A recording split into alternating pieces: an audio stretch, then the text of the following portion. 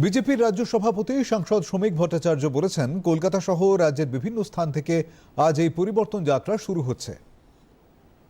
9টি জায়গায় যাত্রা শুরু হয়ে যাবে।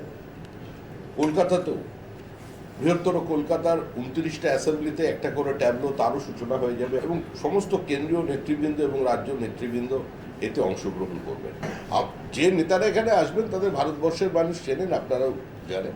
বিভিন্ন রাজ্যের উপমুখ্যমন্ত্রী, কেন্দ্রীয় মন্ত্রী এবং আমাদের সাংগঠনিক দায়িত্বপ্রাপ্ত কেন্দ্রীয় নেতারা, তারা সকলেই রাজ্য নেতাদের সঙ্গে এখানে উপস্থিত থাকবেন। 5000 কিলোমিটার চলবে এই যাত্রা এবং কলকাতাতেও বেশ কয়েকটা বড় সভা হবে ব্রিগেডকে সামনে রেখে।